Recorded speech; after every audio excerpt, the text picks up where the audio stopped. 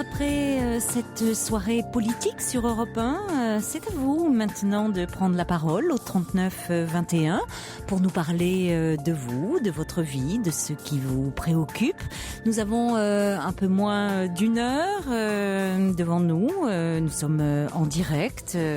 Alors rassurez-vous, le temps de parole ne sera pas strictement décompté. Assiba et Julie vont vous accueillir chaleureusement au 39-21 sous la houlette de Philippe Chartier qui réalise cette émission et qui, comme chaque soir, a tout pensé, tout prévu dans les moindres détails.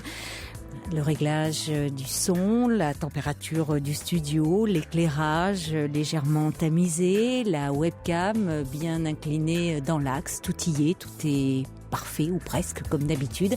On n'attend plus que vous au 39-21, vos mails sur le site europe1.fr, vos SMS au 7 39 21 en commençant vos messages par le mot nuit. On n'a pas encore Twitter, heureusement, parce que déjà que j'ai un peu de mal avec Internet, vous voyez, les SMS, donc bon, il va falloir qu'on s'y mette un jour à Twitter, mais pour le moment, pas encore, ça viendra peut-être.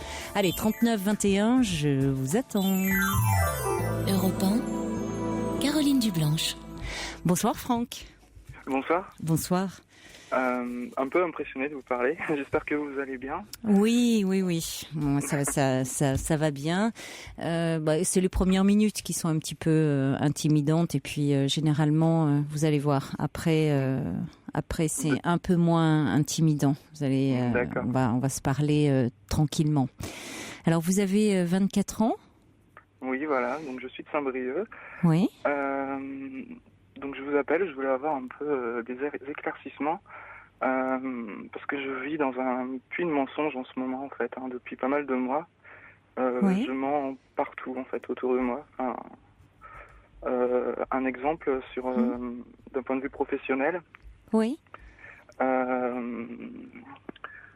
bien en fait je fais croire que j'ai un travail, par exemple, et en fait, le matin, je pars, en fait, mais je n'ai pas de travail, par exemple. Donc, des fois, je m'en vais, je sais pas où je vais, et voilà, et je reviens le soir. Enfin, c'est un exemple, mais... Oui, c'est un exemple important, Oui. Oui. Et quand, par exemple, j'ai un nouveau job, en fait, je reste que quelques jours. Au bout d'un petit moment, je ne peux plus y aller, en fait. Pourquoi ? Je ne sais pas, j'arrive plus en fait, mais c'est pareil avec mes conquêtes amoureuses par exemple aussi en fait. C'est le même souci au bout de quelques jours ou de quelques semaines, je donne plus de nouvelles d'un coup, sans prévenir d'un coup, et je n'existe plus en fait. Voilà. En gros. Qu'est-ce que vous voulez dire par vous n'existez plus ? Je m'efface en fait. C'est comme si j'étais simplement un lieu de passage, ou je sais pas comment on pourrait dire, quelqu'un qui passait dans la vie des gens. Et qui... Vous avez du mal à vous sentir, vous, exister ? Je sais pas, peut-être, oui, peut-être. Mais du coup, ça me force à mentir en fait, et à toujours repousser repousser les fautes, etc. Enfin, c'est un peu... Excusez-moi, je suis encore sous l'intimidation de la radio. Non, je comprends. C'est donc, et là, pourquoi faites-vous croire que vous avez trouvé du travail ? À qui faites-vous croire ça ? À votre famille, à vos amis ? Oui, aux deux. Parce que vous avez du mal à dire que qui je suis en fait, je pense que oui. Je suis dans le moment. Mais est-ce que vous savez vraiment qui vous êtes ? Est-ce que vous êtes un peu perdu en ce moment ? Depuis un moment ? Peut-être, oui. C'est vrai que je sais pas justement. C'est un peu l'objet de mon appel en fait. Je voulais juste un petit peu. Qu'est-ce que vous faites, par exemple, quand vous dites que vous partez ? Vous faites comme si vous vivez seul ou vous vivez chez vos parents encore ? Non, je vis plus chez mes parents. D'accord. Mais vous faites néanmoins comme si, parce que c'est ça ce qui m'a m'a marqué, c'est que j'ai pensé que vous viviez encore chez vos parents, parce que vous dites que vous vous levez le matin néanmoins Et, Oui, et oui, vous, et vous dites, voilà, la journée se passe, enfin, vous dites, faites un peu n'importe quoi. Qu'est-ce que vous faites alors en attendant que le temps passe? Comment ça se déroule une journée? ça varie en fait, hein. C'est très vague, ça dépend. Ça dépend de l'humeur du jour. En fait, Oui, c'est vrai que le matin, je mets mon réveil, comme tout le monde. d'accord. Euh, je réponds à quelques offres d'emploi en 1 heure de temps, et Hmm. après, je pars. Enfin, et encore, des fois non. Et je pars toute la journée, et je reviens le soir. Ensuite, lorsqu'on me pose des questions sur mon job et tout, je, je dis, enfin, j'invente des choses, ça s'est passé de telle façon, etc. Hmm. Enfin, voilà. C'est Et un la peu. journée, qu'est-ce que vous faites? Vous vous promenez? Vous... Oui, oui, je vais à Quel, divers endroits, en quel est, fait. quel est- et dans vos pensées, c'est comment? Vous êtes un peu dans quel état d'esprit? Vous vous sentez comment? Quelle est votre humeur? Je suis un peu, pas dans la lune, mais je suis un peu dans un autre monde des fois, en fait. C'est par exemple, j'aime être en fait, j'amène de quoi écrire et j'écris toute la journée, quoi, des fois. Oui, qu'est-ce que vous Ouais. écrivez? Ça dépend, enfin, ça dépend. Enfin, pas mal de choses. Ça a un peu de tout, en fait, ça dépend. De l'humeur, en fait. Oui, mais Mais c'est un vous exemple. écrivez, c'est-à-dire sur ce que vous ressentez, ou c'est quoi? C'est un monde imaginaire? C'est quoi? Vous écrivez, ça porte sur quoi, vous écrivez? Euh, des choses qui peuvent me toucher de près ou de loin, en fait, hein, donc essentiellement. Donc,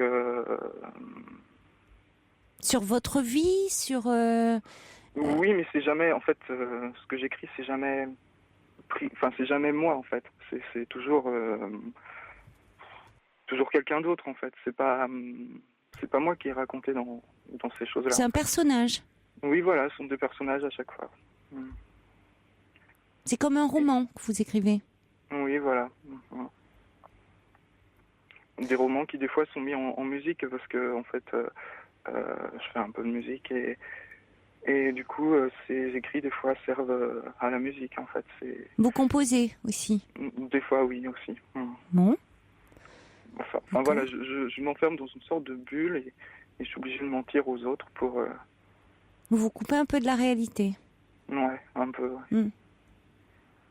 Des fois, je me souviens, je me suis assis à un café avec, avec mes écrits et je regardais tout le monde passer, en fait. Enfin, je faisais rien. Je m'imaginais, moi, le point fixe là, qui bougeait pas. Et je voyais tout ce monde qui bougeait autour et je me sentais un peu inutile, en fait, par rapport à tout ça. Et du coup, ça... C'est pas une pensée très agréable, ça. Ah oui, non, non, non. Hmm. Non. Un peu perdu dans toute cette agitation. Comme Ouais, si j'ai ça n'avait pas l'impression. vraiment de sens, quoi. Vous vous demandez, qu'est-ce que vous faites là? Oui, voilà, qu'est-ce que je fais là? Et même quand je suis au travail, des fois je me dis, mais qu'est-ce que je fais là? Enfin, c'est pas... Et qu'est-ce que vous avez fait comme travail jusqu'à présent? Ce sont plutôt des jobs comme dans le commerce, en fait, hein, avec beaucoup de relations clientèle. Donc, un peu à l'opposé de ce que je suis au fond. Donc, j'ai Qu'est-ce que vous l'impression... êtes au fond de vous? Plutôt, justement, vous dites vous aimez écrire, vous aimez la musique, un Bah, tempérament un peu en fait, la artistique. relation commerciale, en fait, c'est un échange entre personnes Hmm. qui pousse forcément d'un côté ou de l'autre à, à acheter ou à vendre quelque chose, enfin, à acquérir quelque chose, Oui, oui. à faire admettre à quelqu'un quelque chose. Alors que des fois, j'aimerais que ça s'arrête à l'échange, simplement, quoi. Enfin, voilà, c'est assez vague et c'est vrai que on pourrait croire que c'est Non, un mais peu la n'importe quoi ce relation que je de raconte. vente, de commerce ne vous sied pas, ne vous convient pas. Ah oui, non, non, non, C'est non, pas non, votre ça, c'est truc. pas... Oui. Mais j'ai pas toujours été comme ça. Enfin, Mais c'est pour vous ça avez que fait des études dans ce sens-là? Quelle formation avez-vous? oui, j'ai un bac plus 3 dans le management, en fait. Oui. Et pourquoi vous avez fait cette formation-là? C'était des opportunités qui s'étaient ouvertes à moi à ce moment-là et j'ai des D'accord. prises et puis Quand est-ce que vous avez commencé à décrocher un peu comme ça? Qu'est-ce qui s'est passé? Qu'est-ce que vous êtes c'est senti un peu décroché? l'année dernière, en fait. Qu'est-ce qui s'est passé? Une rupture douloureuse Hmm. et mais je m'en suis remis au bout de 2-3 mois. En fait, elle me faisait plus de mal, mais après ça, j'étais plus le même. En fait, je suis vraiment sur un autre nuage, enfin sur un autre monde. J'ai l'impression quoi. Je m'enferme en fait et je mens à tout le monde. C'est donc à partir de ce moment-là, vous étiez depuis longtemps dans cette relation amoureuse? Ça dépend ce qu'on entend. Je suis jeune, hein, donc Oui, ça faisait mais un peu plus d'1 an en fait. oui. Que j'étais très proche de cette personne. Et cette personne vous a quitté Oui. Vous pensez que vous êtes vraiment remis de cette rupture, de cette séparation? En fait, je sais pas ce que c'est être remis. Ce serait bien qu'on reçoive un courrier chez nous qui nous dise « Ah, vous êtes remis ». Ouais. Mais je crois que vous n'êtes pas remis. Ah je sais pas. Si, pourtant. Parce que après la rupture, j'avais suivi quelqu'un, pourtant. Enfin... Suivi, c'est-à-dire Pardon, j'avais suivi quelqu'un. Quelqu'un m'avait suivi, un médecin, enfin un psychiatre. Et de vous-même, vous étiez allé le voir pour lui parler? Non, j'étais un peu obligé. Pourquoi? Parce que j'avais fait un petit séjour à l'hôpital rapidement, parce que ça allait pas très bien. Et du coup, après... Pourquoi? Parce que qu'est-ce qui vous avait amené à l'hôpital? Je me laissais un peu dépérir, en fait. Voilà. Bon. Donc, mon entourage a pris... A pris l'initiative de vous faire hospitaliser? Voilà. D'accord. Voilà. Mais c'était pas longtemps, c'est juste 3 jours. Hein, et après ça, donc j'avais un suivi obligatoire. Pendant 3 mois que j'ai suivi, et puis... Vous l'avez vécu comme tel, comme une obligation? Oui. Est-ce que ça vous a apporté quelque chose? Non. je ne pense pas. Mais après, vu qu'après, cette histoire, je pense, me faisait plus de mal, donc je pense que ça a été un bien. Donc, inconsciemment, oui, je pense que ça a été une réussite, oui. Alors, peut-être, mais il y a quelque chose qui fait que vous êtes... Moi, il y a une phrase qui m'a marquée, vous dites que vous vous effacez. Oui. C'est comme si vous avez du mal à vous ancrer dans pas dans la réalité, parce qu'on sent que vous êtes présent dans la réalité, c'est-à-dire que vous êtes... mais c'est comme si vous regardiez un peu les autres derrière un écran, vous voyez, quand vous vous sentiez, vous, comme presque tout petit, perdu, vous étiez assis, là, dans ce café, vous regardiez les gens passer, cette agitation, et vous vous demandiez un peu ce que vous faisiez, à quoi vous serviez, vous vous sentiez inutile. Oui, je suis resté bien 3 heures comme ça, oui, à regarder. Oui. Là, il y a quelque chose, et effectivement, ça va pas de rester comme ça à 24 ans, ne pas avoir vraiment de projet, ne pas être porté par quelque chose, ne pas arriver à, voyez, pour le moment, vous n'arrivez à rien investir. Et comme vous n'arrivez pas à investir, vous sentez que tout vous échappe, comme si tout était du sable entre vos mains. Alors du coup, comme si pour cette réalité qui est difficile à appréhender, alors vous mentez. Qui est une façon de vous protéger. C'est-à-dire qu'il n'y a pas à vous sentir coupable de ça. C'est vous mentez pour vous protéger, pour faire que ça soit acceptable, pour finalement qu'on vous pose pas de questions. Oui, aussi, comme ça, on vous laisse tranquille. Voilà, mais finalement, c'est à double tranchant parce que vous vous retranchez de plus en plus dans votre bulle et vous vous coupez de plus en plus des autres. Oui. Et vous perdez de plus en plus pied avec la vraie vie. Avec la vraie vie, je sais pas ce que c'est la vraie vie en fait. Mais voilà, c'est ça le problème. C'est que vous ne savez pas. C'est-à-dire que vous isolez de plus en plus et vous ne pouvez pas aller bien en vous isolant comme vous le faites.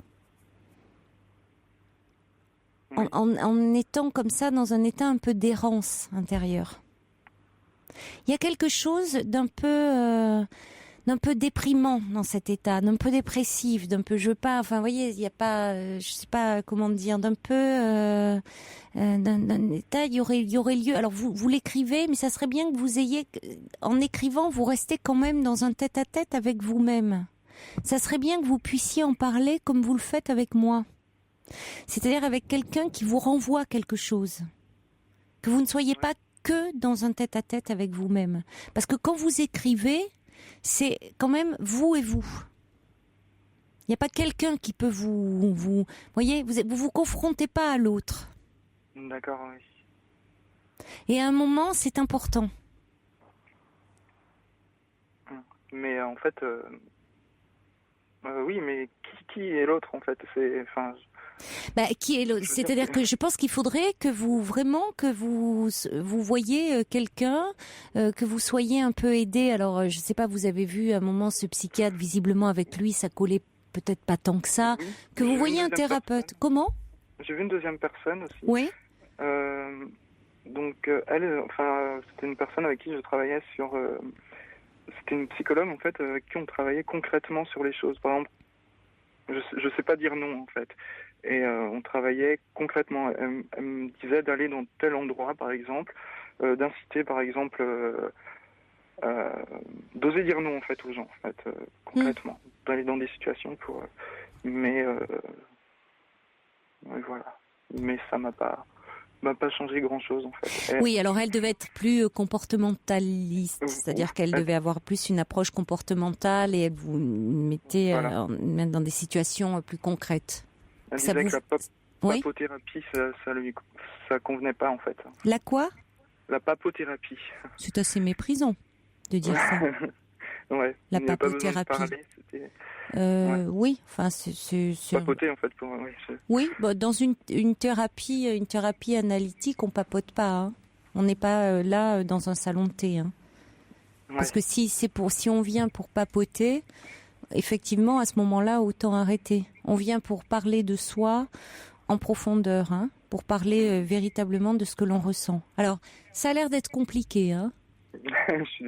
Oui. Non, il n'y a pas à être désolé. C'est un fait, c'est compliqué.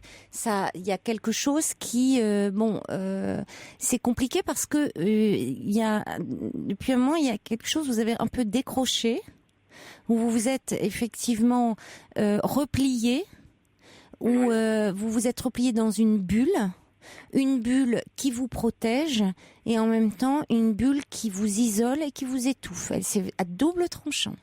C'est pas la vie, ça. C'est pas la vie d'être là comme ça à faire semblant d'avoir un travail, faire semblant de. Parce que la vie, c'est pas du faire semblant, c'est d'arriver à être au plus près de vous-même, en accord avec vous-même, et donc savoir qui vous êtes, ce qui vous correspond. De trouver finalement votre voie à tous les sens du terme. Et à 24 ans, il n'y a vraiment pas de temps de perdu. Oui. Alors vous cherchez, bon, mais pour ça, il faut vous donner les moyens de le faire, voyez. Et c'est pas en étant dans la fuite. Là, vous êtes dans une forme de fuite et d'évitement. Donc c'est bien d'avoir appelé pour en parler, parce que c'est bien d'avoir conscience que vous pouvez pas vous enfermer dans le mensonge, même si le mensonge n'est que, je vous dis, une défense, une protection. Donc c'est quelque chose d'un peu dépressif dans lequel vous êtes. Je crois qu'il faut avoir conscience de ça. Hein. Vous pensez, ouais. D'accord. Ouais. Mais vous dites faire semblant, mais je suis pas sûr parce que régulièrement en fait j'ai un nouveau travail, donc je fais pas semblant. Enfin, j'essaye d'aller de l'avant quand même à chaque fois. Mais c'est sûr, c'est-à-dire que vous arrivez malgré tout, vous avez des ressources, hein. Vous arrivez malgré tout à trouver un emploi, ce qui est dans le contexte actuel et surtout pour les jeunes est loin d'être simple. Oui. Donc ça veut dire que malgré tout, vous avez quand même sacrément des ressources. Mais après vous décrochez et vous vous absentez, vous vous effacez. Dans les relations amoureuses, c'est pareil. Ah oui. Ouais. Et il y a quelque chose où peut-être le point de départ a été cette rupture amoureuse qui a été comme un élément déclencheur de quelque chose qui, au final, comme vous dites, ça peut être une bonne chose. Peut-être qu'au fond, il fallait cette histoire, même si vous l'avez subie, que ça s'arrête et ça fait émerger quelque chose de vous. Mais cette séparation vous renvoie peut-être à d'autres choses de votre histoire, d'autres séparations qui ont peut-être été mal vécues. Ça a pu faire ressurgir quelque chose de plus profond de votre histoire. D'accord. Et qui n'est pas encore, vous voyez, qui est un peu encore enfoui, tapi, et qui agit à votre insu, et sur lequel il faudrait travailler. Donc, bien évidemment, il y a le côté concret, apprendre à dire non, des choses comme ça. Mais pourquoi, à un moment, vous décrochez? Pourquoi il y a quelque chose, à mon avis, de plus profond derrière ça. D'accord. Et qui vous permettrait, en travaillant dessus, de savoir un peu mieux qui vous êtes. Et je veux dire, à 24 ans, il y a vraiment, vous voyez, il y a des gens qui passent beaucoup de temps pour savoir qui ils sont et se chercher, se poser des questions. C'est une très bonne chose. Enfin, en plus, il y a tellement de garçons qui sont plutôt dans l'action que dans la réflexion. Donc, donnez-vous les moyens. Trouvez un interlocuteur qui saura vous entendre, vous écouter, et avec qui vous ne papoterez pas, mais avec qui vous pourrez vraiment avoir un véritable échange, et où vous pourrez vous poser des questions pour avancer dans votre vie et pour pouvoir faire des projets. Peut-être effectivement complètement changer de voie d'ailleurs. Oui, c'est ce que j'ai pensé aussi. Mais j'ai déjà fait un petit peu des démarches pour changer complètement de voie, mais oui.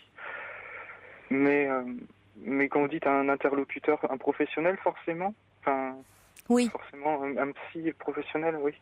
Ah oui, bien sûr, oui, un psychothérapeute, oui. Ça peut être un psychiatre, mais quelqu'un avec qui vous allez parler. Ça peut être un psychiatre, ça peut être un psychologue, mais un professionnel, bien évidemment. Oui, il y a Eridan qui dit vous êtes quelqu'un de secret, c'est votre droit, il ne faudrait pas que vous restiez étranger à vous-même. Il y a Brigitte qui envoie aussi un petit message en disant la douleur de la séparation a disparu, mais vous semblez avoir plongé dans une forme de dépression, recherchez de l'aide. Alors il y a Croline qui dit l'errance est le propre de l'artiste. Oui, Serge. Mais enfin, faut pas rester un artiste maudit non plus. Vous voyez, c'est bien beau de rester, mais enfin, après tout, pourquoi pas? Si vous voulez peut-être écrire, pourquoi pas? Enfin, vous voyez, pas rester comme ça, rester des heures à regarder le monde passer, s'agiter et dans un vide un peu. Voilà, dans un vide un peu dépressif. Il y a Chaudron de la Barre qui envoie un mail en disant le choix des mots n'est jamais anodin, encore moins à l'écrit. À travers les personnages que nous créons, il y a toujours un peu, voire même beaucoup de nous. Continuez à écrire, oui, à vous exprimer à travers ce monde imaginaire littéraire. Cela dit, il vous faudrait un pendant, un signifiant dans le monde réel auquel vous raccrochez afin que les mots ne vous emportent pas et que vous ne deveniez pas un Don Quichotte des temps modernes. Peut-être pourriez-vous revenir sur vos écrits en thérapie, ça peut être effectivement une très bonne base. Ils vous permettront alors d'occuper toute la page sans avoir le besoin de vous effacer et de trouver un fil conducteur qui vous permettrait de relier le monde imaginaire et la réalité. Prenez soin de vous. Continuez à écrire, les mots pourront vous guider par la suite. Oui. Très joli, merci. C'est très joliment écrit. Oui. Effectivement, il y a à comprendre parce que c'est très joliment dit ce parallèle entre vous qui vous effacez de votre travail, dans vos relations. Et il y a ces mots, on dit, les paroles s'effacent, les écrits restent. C'est peut-être pour ça que vous êtes plus à l'aise à l'écrit qu'avec les mots. Vous écrivez. Ça reste, en fait. Oui, ça reste. Et il y a chez vous, il y a quelque chose à travailler. Pourquoi vous vous effacez? Et je pense qu'il y a quelque chose, ça renvoie à votre histoire et certainement à cette rupture amoureuse a déclenché quelque chose, des angoisses, et certainement très profondes et très archaïques, autour de séparation, de choses plus difficiles dans votre histoire personnelle et dans votre histoire, dans votre enfance. Oui, parce que je refuse de croire que c'est à cause de cette rupture que je m'enferme. Je sais que c'est pas à cause de ça. Non, mais il y a toujours, c'est ce que je disais hier, il y a toujours deux films dans notre vie. Il y a la vie présente, il y a ce qu'on vit, les événements de notre vie présente, mais qui entrent en résonance avec notre vie passée. Avec des événements qu'on a pu oublier, qu'on a mis dans notre inconscient, enfin qu'on a refoulé parce que trop douloureux, mais notre inconscient, lui, en garde la trace. D'accord. Et ça peut du coup se réactiver à l'occasion de choses que l'on vit dans notre présent. Donc, moi, je pense qu'il y a des choses à travailler. Hein. Oui. Vraiment. Ça vaut la peine, en tout cas. Parce que je vous dis, c'est pas tant la dimension du mensonge. Je sens que ça vous pèse. D'abord parce que vous n'allez pas vous enfermer là-dedans. Mais surtout qu'il faut que vous trouviez votre place dans la vie. Voilà. Il y a une question de trouver votre place dans la vie. En vous disant que vous avez droit à cette place. Oui. Voyez ? De prendre pleinement cette place dans la vie. La prendre ou la garder quand on en a une par moment. Mais Eh ben voilà. Alors, quelle place aviez-vous dans votre famille ? Vous a-t-on suffisamment fait de place ? Il y a des choses, à mon avis, à approfondir. Hein, vraiment. Oui, ça risquerait d'être long. Oui, mais prenez le temps. Ça le vaut. Ouais. Vraiment. Oui. Vous en valez la peine. Ça vaut la peine. Hein, vous en valez la D'accord. peine, Franck. Ok. D'accord ? Oui. Ne vous enfermez pas dans votre bulle. La vie est bien plus belle souvent que l'imaginaire. Hein, vraiment. Ah oui, vraiment. Oui, je vous l'assure. Je suis pas sûr. Empoignez-la. Mais empoignez-la. Ne vous sortez de cette bulle-là. Il faut la crever, cette bulle. Hein. Vraiment. Oui. Ouais. Allez en parler. Hein. D'accord. D'accord ? Oui. Merci de votre appel. Et puis, donnez-moi de vos nouvelles, si vous le souhaitez. D'accord. D'accord ? Merci de votre accueil. Au revoir, Très bien. Franck. Merci. Bonne soirée.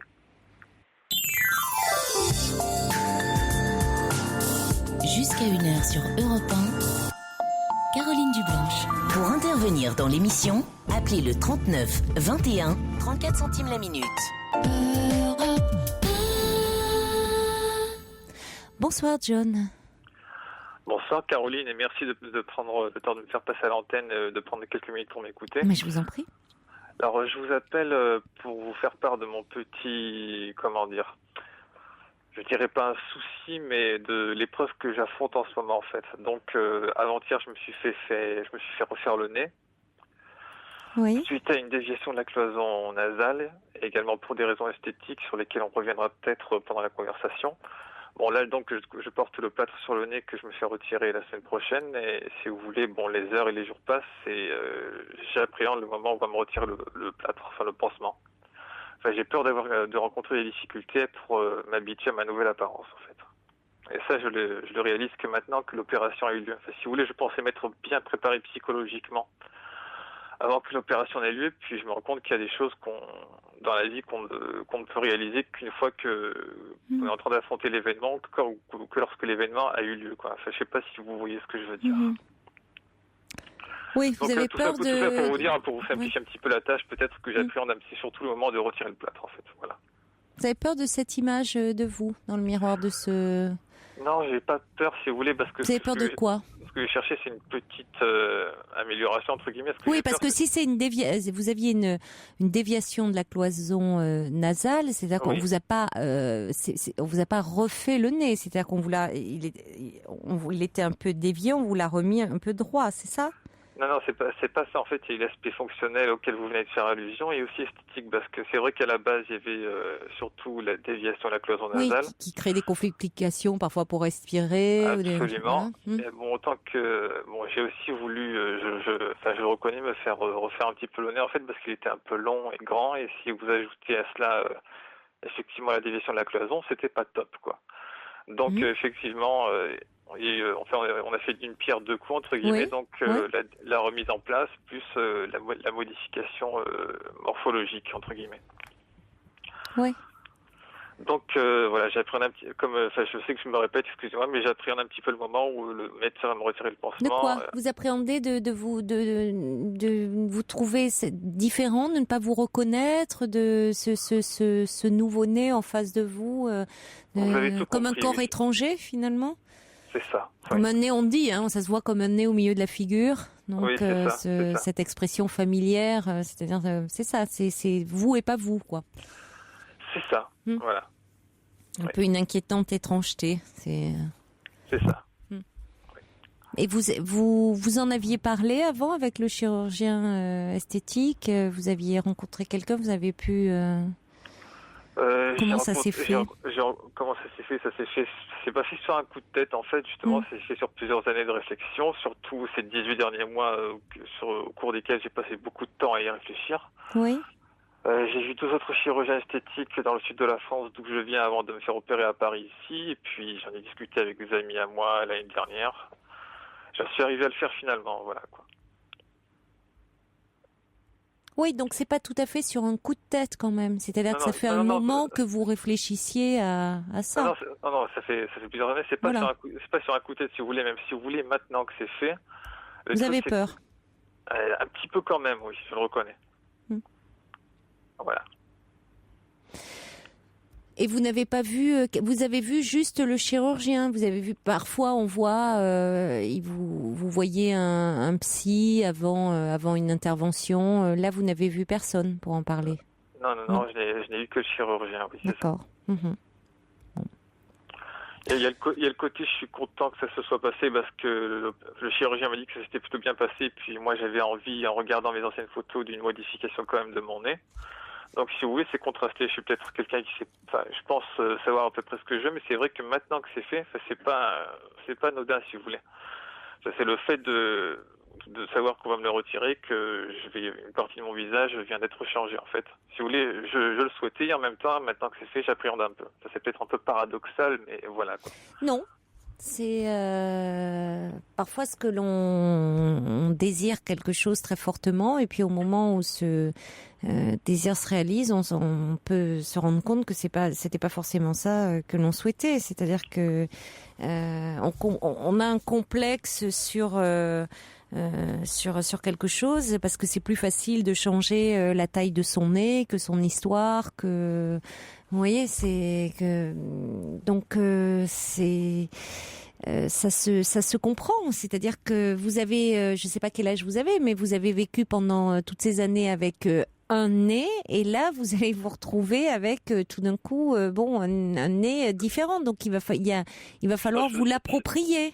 Sinon, je peux vous le dire, j'ai 28 ans, si ça peut vous aider. D'accord. Oui, effectivement, il va falloir... Voilà, il va falloir, il y a un moment comme ça où il faut apprivoiser un peu une nouvelle apparence. Alors, dans la plupart des cas, c'est le visage en plus, hein, c'est ce qu'on voit, c'est ce qu'on voit en premier. Il a fallu que je sorte, excusez-moi de vous interrompre, après je vous redonne la parole très très rapidement. Il a fallu que je sorte faire 4 courses aujourd'hui, avec le plâtre sur le visage. Bon, on aurait dit un petit peu Darkman, les gens me dévisageaient dans la rue, quoi. Donc, si vous voulez, je sors de mon studio le moins possible, en fait, jusqu'au moment où on va me retirer le pansement. Bon, ça c'était en plus. Quoi. Mais ça vous complexait beaucoup, votre nez? Vous voulez dire avant l'opération? Oui, bah oui, bien sûr. Relativement, oui. Si vous voulez, je le regardais souvent. Dans la déviation de la cloison nasale était relativement visible. Et puis, puisque j'ai mis les pieds dedans, je vais continuer encore un petit peu 2-3 minutes, quoi. Puisque de toute façon, c'est une émission de nuit que je passe pas à la télé. Autant le dire, oui, c'est vrai que j'avais l'impression que certaines filles m'avaient rejeté à cause de mon apparence, et que c'est ce qui m'a aussi motivé pour le faire. Mais sachez aussi que c'est pas aussi futile que ça, et que la déviation était quand même un peu prononcée, que le nez était un petit peu grand. Mais ce que je viens de vous dire à l'instant aussi, ça a joué. C'est un grand tout qui a joué, en fait, quoi. Voilà.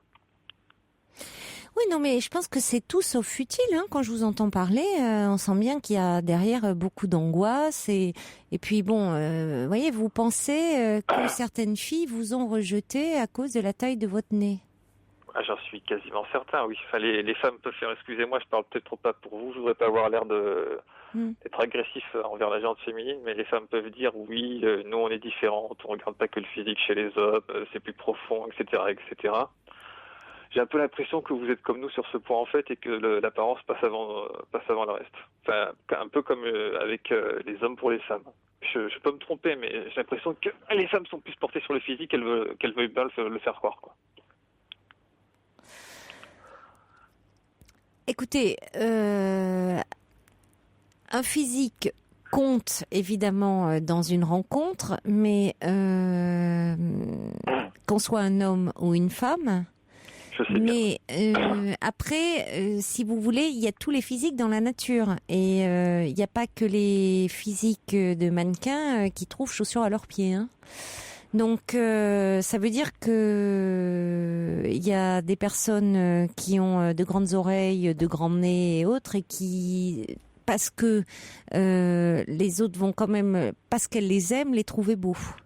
Donc, Oui, si j'ai vous voulez, entendu ça. mais on s'accroche à un défaut physique parce que je vous disais, il est moins douloureux de s'en prendre à la taille de son nez, par exemple, qu'à son histoire.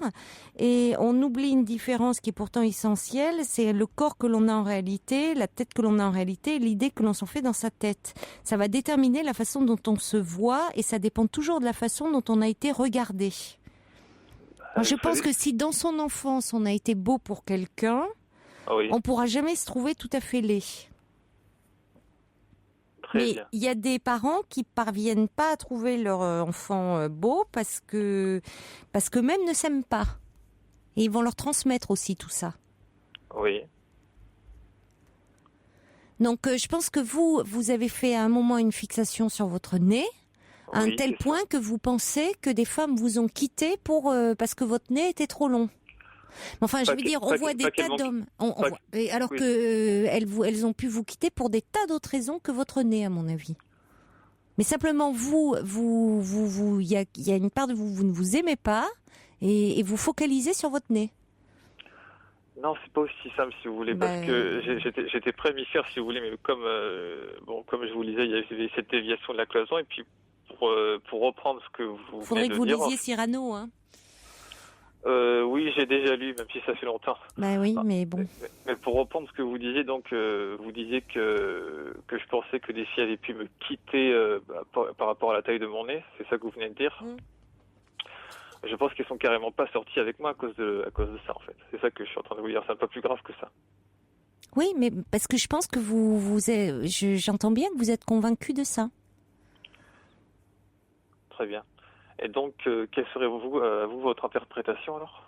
Moi, je pense que c'est vous qui, effectivement, faites une réelle fixation sur votre nez et que le problème est ailleurs et que d'ailleurs, maintenant que vous avez fait rectifier ce nez, c'est-à-dire que ce nez qui sera tel que vous le souhaitez, sans défaut, je vais mettre entre guillemets apparente, donc ce nez qui serait parfait selon vos critères, vous vous dites, finalement, avec ce nez parfait, tout devrait être parfait. Donc, si tout devait être parfait, là, finalement, vous ne devriez plus avoir aucun problème de séduction. Et puis, peut-être, vous allez vous rendre compte, je vais pousser plus loin, je vais me faire l'avocat du diable, que ça sera pas forcément plus simple dans vos relations avec les femmes. Que vous aurez beau avoir un nez où il n'y aura pas de problème, voyez, il sera selon vos critères parfaits, que pour autant, dans vos relations avec les femmes, dans les relations de séduction et autres, il va y avoir d'autres critères de séduction que votre nez qui entreront en ligne de compte pour les séduire et pour les garder. C'est pas pour ces critères-là que je me faisais le plus de soucis, si vous voulez. Je pense être un garçon relativement intelligent, attentionné, qui aime et respecte les femmes. Je pense pas avoir de qualité. Mais ça, c'est des qualités déjà, voyez, importantes. À supposer que je les ai vraiment. Après, il faudrait quelqu'un pour confirmer ou pour reconfirmer. J'estime les avoir, en fait. Non, mais c'est bon. Bon, voilà, c'est juste que je suis certain de ce que je vous dis, Caroline. Je voudrais pas. Alors, il y a Brigitte qui dit, est-ce que vous avez eu des réflexions désagréables sur votre nez, qui vous ont choqué ? Oui, mais ça remonte, quoi. Si vous voulez, c'était à l'adolescence. Quand vous étiez ado. Voilà, mais ça compte au moment de l'adolescence. Voilà, ça peut marquer. Oui. Voilà, ça marque au moment de l'adolescence. Parce que c'est un moment où on est très fragile, et où justement on doute beaucoup de soi, de son apparence. Donc ça marque. Oui. Si vous voulez, de la part de filles ou de garçons ? De garçons, mais si vous voulez, je pense à la légère. C'est plus les... Non, en fait, certainement pas.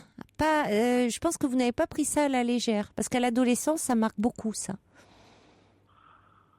Oui, non, mais c'est vrai que ce sont les réflexions qu'on m'a faites sur mon nez, on a pu me les faire, on me les a fait quand j'étais adolescent, et c'est vrai que je les ai retenues, en fait. Elles sont restées ancrées en moi, oui, c'est ça. On peut dire ça comme ça, oui. Vous m'entendez bien, pardon ? Oui, je vous entends bien. Excusez-moi. Je pense que ça a dû beaucoup vous faire souffrir. Oui. Et, si vous voulez, et que vous n'avez pas, voyez, vous êtes resté fixé là-dessus parce que... Excusez-moi, ce que je voulais vous dire, c'est que j'ai 28 ans et quand même, pas toute l'expérience de la vie que je peux encore acquérir, mais quand même un minimum de recul. Les remarques blessantes qu'on a pu me faire quand j'avais 13-14 ans, si vous voulez, maintenant elles me passent au-dessus. Mais bon, vous savez, il y a des remarques que l'on a quand on est des remarques qu'on nous a faites quand on était enfant sur notre physique ou adolescent qui peuvent nous rester parfois toute une vie. Hein. D'accord, et pourtant, j'entends bien ce que vous dites, mais pourtant, je pense, quand je repense à ceux qui me l'avaient dit, à la période où on me l'avait dit, je pense que c'était de la pure méchanceté gratuite ou comme ça pour me vanner, en fait. Oui, mais pour autant, vous voyez, vous dites que les relations avec les femmes, si les femmes vous ont quitté, certaines, ou n'ont pas voulu sortir avec vous, c'était à cause de votre nez. Donc, vous liez le fait que si c'est ce problème-là. Vous savez pourquoi je vous dis ça, Caroline? C'est parce que elles m'ont dit que c'était pour ça. D'accord, elles vous l'ont dit. Elles disent je veux pas sortir avec toi parce que ton nez ne me plaît pas. Ah non, elles n'ont pas parlé de mon nez. Elles ont parlé de mon apparence physique. C'était pas mon genre. D'accord. Ah, c'est différent. Ah oui, mais ça, tu n'es pas mon genre, ça peut arriver. C'est différent, ça. Si vous voulez, c'est arrivé souvent. Ça peut paraître un petit. Je voudrais pas tomber basculer dans le pathos, mais voilà, c'est arrivé un peu trop souvent par rapport à mon taux de tolérance. Alors dans ces cas-là, eh bien, peut-être que justement aujourd'hui, avec si vous vous sentez, si c'était un tel complexe, peut-être que vous allez, au contraire, gagner en assurance. Espérons que si c'était quelque chose qui vous complexait, quand il y a quelque chose qui complexe à ce point-là, on peut aussi, ça peut vous permettre de. C'est vrai que ça avait fini. Oui, j'entends vraiment. Donc ça peut vous permettre de gagner en assurance et de vous dire que vous allez vous sentir mieux dans votre peau. Et plus séduisant à vos yeux déjà. Voyez, si vous vous sentez vous plus séduisant, vous allez vous être donc aussi plus séduire davantage, parce que c'est important que vous vous plaisiez à vous-même. Justement, comme mon chirurgien me le disait, le droit de se plaire, c'est ça aussi, oui, peut-être. C'est ça, c'est qu'il faut que vous arriviez à vous plaire. Donc, que vous ayez peur, parce que effectivement, c'est au départ, quand on change, quand on modifie son apparence, il faut faire avec cette nouvelle apparence. Et puis, vous investissez, c'est parce que c'est aussi à la mesure de votre investissement. Il y a beaucoup d'affectif, on voit à travers tout ce que vous nous dites, c'est-à-dire ça a été lourd, il y a eu ça pour vous comme ça a créé beaucoup de complexes et ça a été source de rejet. Vous investissez d'autant plus cette intervention, donc il y a beaucoup de crainte et d'appréhension. Maintenant, à partir du moment où vous êtes satisfait de l'intervention, vous pouvez vous plaire aussi davantage à vous-même, et si vous vous plaisez, vous gagnerez en assurance. Si vraiment à un moment, vous voyez, la chirurgie, c'est parfois ça peut aussi ça peut aider si vraiment il y a un complexe qui est insurmontable. Si ça peut permettre de se sentir mieux dans sa peau, pourquoi pas, pourquoi pas. C'est ce qu'il faut vous dire. Oui, je peux revenir dessus, à moins que vous ne soyez on va conclure, oui, parce que je vais accueillir quelqu'un d'autre. C'est pas que je manque de temps, mais j'avais promis à quelqu'un de l'accueillir aussi, donc je pense que voilà. Mais il faut accepter aussi. Maintenant, vous allez l'enlever dans combien de temps? Dans 4 jours là. D'accord. Bon, écoutez, vous pourrez rappeler votre chirurgien et en parler un petit peu avec lui, le revoir. Très bien. Et même si j'ai le temps, je pourrais rappeler donc l'émission et puis vous dire comment ça s'est passé après que j'ai retiré. Je pourrais vous rappeler après dans quelques jours et vous dire comment ça s'est passé après le retrait du pansement. Bien sûr. En tout cas, je ne vais pas trop vous prendre de temps. Alors, je vous remercie de votre écoute, de vos conseils, d'avoir pris le temps de m'écouter. Et puis, je vous souhaite une très bonne continuation et puis peut-être à bientôt alors. Bon, écoutez, alors à bientôt. N'hésitez pas à me rappeler pour me dire comment ça s'est passé. D'accord ? Merci beaucoup et bonne nuit. Au revoir. Au revoir, John. Pour parler à Caroline Dublanche, appelez le 39 21 34 centimes les minutes.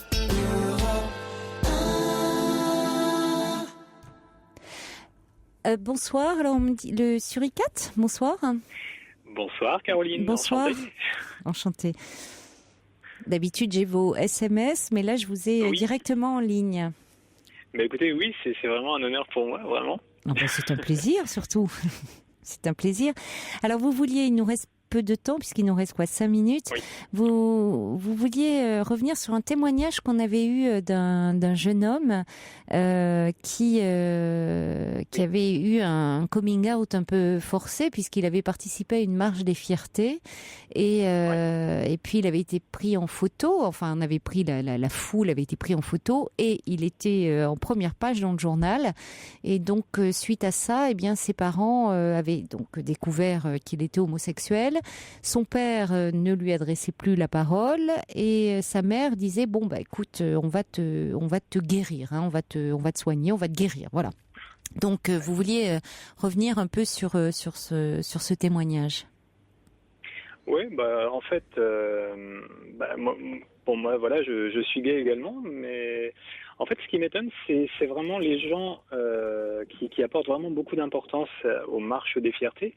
Parce que bon, après, voilà, on est comme on est, et moi, ce qui me semble important, c'est de vraiment être soi-même, et non pas, être habillé en cuir ou je ne sais quoi, ou défendre des choses qui, au final, moi, en tout cas, dans tout ce que j'ai pu voir au niveau des marches des fiertés, c'est que je me reconnais pas du tout, mais alors vraiment pas. Et c'est la raison pour laquelle, en fait, j'ai jamais participé à ce genre de marche. Je ne nie pas que ça peut faire avancer un petit peu les mentalités, mais vu ce qu'on voit, en fait, je pense que ça effraie un petit peu plus que ce que ça n'apporte en soutien. Enfin, voilà. Et tout simplement, moi, voilà, il n'y a pas que des garçons en cuir qui défilent dans les marches des fiertés. Ouais, Non. Ceci dit, ils sont quand même beaucoup plus rares les gens comme vous et moi, habillés vraiment tout à fait normalement, pas forcément efféminés, et puis des gens, vraiment normaux. J'aime pas non plus le terme normaux, mais ceci dit, à apparence un petit peu moins marquée, on va dire. Et là, c'est vrai que moi, c'est ce que j'allais dire. En fait, je vis à la campagne et pour rien au monde, je ne pourrais vivre à Paris. J'y travaille, c'est déjà bien grand. Ouais. Mais ceci dit, on a toujours été accepté comme on est, en le disant, mais vraiment en disant voilà, je vous présente mon ami. Et les gens, au final, ne sont absolument pas choqués. C'est-à-dire que à partir du moment où on n'est pas trop marqué, qu'on respecte aussi les convictions des autres, je pense que voilà, ça aide aussi à nous faire accepter. Bon, après, je sais pas pour Guillaume, comment il est, comment il s'habille, s'il est très marqué, voilà. Mais ce qui est compliqué pour lui, c'est que c'est ses parents qui ne l'acceptent pas. Donc c'est d'autant plus difficile pour lui. Oui, bien sûr. Moi, mes parents, en étaient à me dire de toute façon, si y a pas une fille à l'horizon, si vraiment t'es gay, t'es plus mon fils, quoi. Et au final, je pense être le préféré des 4 frères et sœurs. Et comment ça s'est inversé alors comment ils sont passés de si t'es gay, c'est fini, au finalement vous êtes aujourd'hui tout se passe bien. Qu'est-ce qui fait que vos parents pense que ça a mis un coup de mise à jour à ma mère, notamment. Bon, mes parents sont divorcés, mais au final, au niveau de ma mère, c'est vrai qu'elle était assez ancrée, parce que je viens d'une famille plutôt noble, avec des protocoles, avec des choses vraiment très mises en place et très très protocolaire, pour reprendre le terme. Et au final, ce qui s'est passé, c'est tout simplement que ma mère, elle ne vient pas du tout de ce milieu, et je pense qu'elle a eu une réflexion sur elle-même, en se disant, voilà, j'aime beaucoup en fait l'ami de mon fils, et donc voilà, je pense que ça a aidé également à le faire accepter. On s'est présenté au départ comme étant colocataire, ce qui lui a permis le temps de découvrir mon ancien ami, et puis maintenant, avec mon ami actuel, ça se passe très très bien. Oui, les parents ont un cheminement à faire aussi, hein. C'est de leur côté, c'est ça. Il faut parfois leur laisser un peu de temps. Mais écoutez, j'aurais eu le plaisir de parler avec vous. Ça a été court, mais il y a Eridan qui dit c'est toujours émouvant d'entendre un suricate en direct. C'est vrai, c'est pas courant. J'espère qu'on aura l'occasion de se parler un peu plus longuement. Merci d'avoir été avec nous, pas Eridan, le suricate. Au revoir, à bientôt.